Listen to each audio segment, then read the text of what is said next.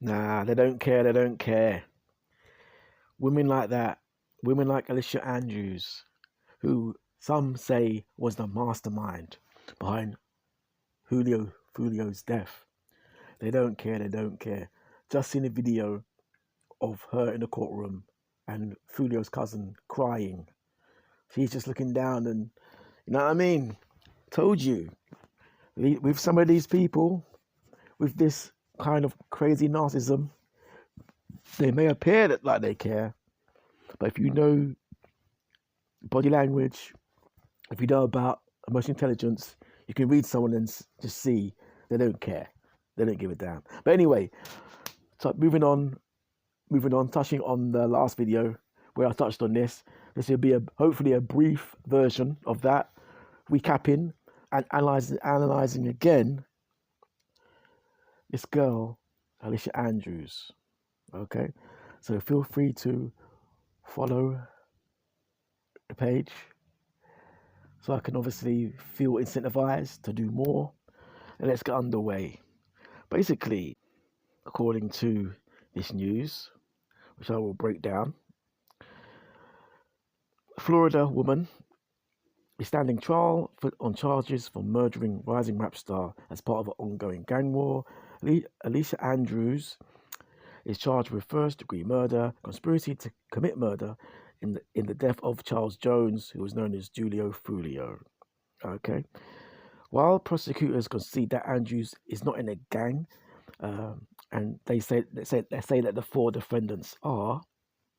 Now this is questionable because I saw a video earlier, and the prosecutor was pushing for the fact that she was part of the gang, but it's been noted that the defense were covering up the tattoos because they don't want to make that connection. But anyway, moving on, quickly recapping here. Yeah, quickly recapping here. Prosecutors say phone records show that Andrews travelled with her co-defendants, which included her boyfriend, to Tampa, where they surveilled and tracked the victim to 3 locations before killing him. That's correct.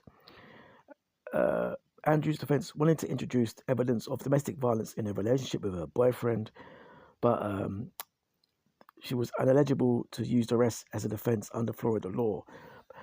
And not only that, but she actually recanted that story and said they were going on a Airbnb, like getaway kind of thing. I'll touch on that later, like I touched on that in the original video. Anyway, so basically, just to outline before I move in, as I usually do. Basically, they got doorbell video evidence from the Tampa Airbnb showing Andrews knocking on the door and entering the property. They contacted the Uber driver who transported the defendants and obtained a log lock from the owner of the Airbnb to show access times. This video showing the defendants meeting and retrieving bags. Andrews was seen with them, which goes against the theory that she didn't know the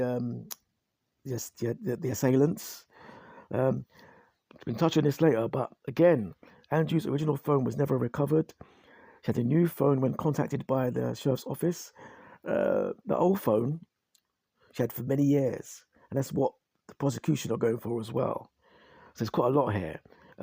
Detailed phone records show communication between defendants and at the times, which correspond with movements between Jacksonville and Tampa. Phone records, video surveillance, and license plate readers show Andrews at the scene of the murder. You know, it's all here. It's all here.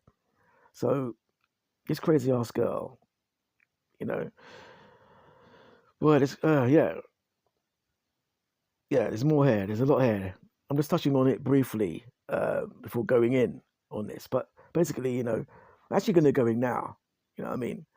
And basically, this, again, like I said in the first video, keeping this one brief, pretty privilege does not work at this level. Like I said, work scenario, friends, dating, man picking you up in Rolls Royce, man picking you up in Bentley, man picking you up in a helicopter, you know, man taking you on dates to, you know what I mean, Savoy Hotel in London, boy, in the States, what you have? Lowry, is it? Not so sure. But, man, listen, it doesn't work. See, these women are very, very insular, okay? And they're very low emotional intelligence. Yeah. They can very good at orbiting in their circle, in their environment. But when they come out of that environment, that's when problems start. Okay, especially on a social level. Okay. So, I'm just breaking it down, This is what she's going through her mind right now. Yeah. I planned this murder. We did it. Seemed like we getting away with it.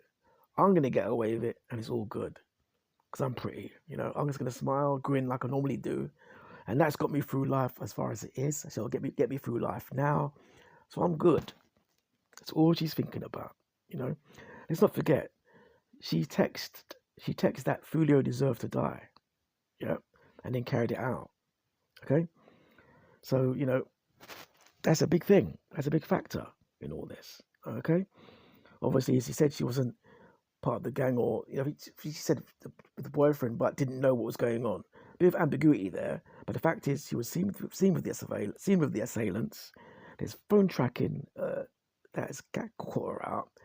Cell towers, obviously monitoring your movements and picking up the phone signal. Okay, she drove to Tampa, and then claiming she didn't know what was going on, what it was about. When Texas and what she said to these guys in Texas are two different things. Okay, again, the boyfriend was abusive, she said, etc., etc., etc. But then when that wasn't accepted, she flipped it and tried to say that, oh, they went on an Airbnb Airbnb getaway, together. Okay, so this whole, and the thing is, laughing and smiling, laughing and smiling in court, because in their world it's all a game. Remember this, yeah. When you're dealing with these people, yeah, it's fundamental to understand that to them it's all a game. Okay, until shit like this happens. But anyway, same way I went through the Facebook comments, some very good Facebook comments last time, I'm going to do the same here in this more brief video. Okay, so let me kick off now with this. Laughing while on trial facing life is insane. Excellent comment. Comment made 5 days ago. 5 days ago again. Her lawyer is also a hairdresser and a cosmetologist. Day one, her attorney was applying makeup to the defendant's cheekbones. Today, she's fluffing the defendant's hair. Exactly. Trying to play the pretty card to gain sympathy. Like I said, I don't think that would work here. Yeah. Another one. She thinks her cuteness and not caring behaviour will get her out of facing charges. But what she doesn't know is what makes you laugh will definitely make you cry. Good comment. Good comment. Yeah, they were offered a plea deal. Yeah, apparently, like I said in the last video, they were offered a plea deal. But, if that's the case, I'm not so sure. But here, it's like it says here, girl, you should have took that plea. Your lawyer is horrible. He's not proven or defended one thing. There you go. She is guilty. They are trying really hard to dress her so her tattoos don't show and give her a makeover looking all clean and innocent. Boy, there you go. She will be found guilty of accessory because after the ambush, she did not call the police and did not report that she happened to be in the car that shot up the rapper. Boom. She's cooked and she's caught in her lies. Should have exercised her right to remain silent. She's too tied in. How is it? How is it? She's caught in a plethora of lies, and her defense is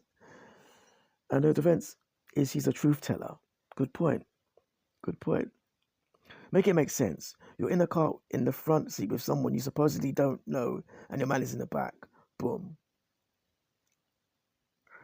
She's all in, and that prosecutor is doing a damn good job improving that. There's no way with all the time you had spent with these co-conspirators that you were not knowledgeable of what they were doing. There you go. Facts. Yeah, like I said earlier, I'm starting to think these young people think life is a video game. Exactly. With all the video footage, text messages, and pictures, she's definitely done. Word. So there you have it. There you have it. Boy, she's cooked. She's cooked. I look forward to seeing the outcome on this, because it's all over the UK media here. All right then, take care. Later.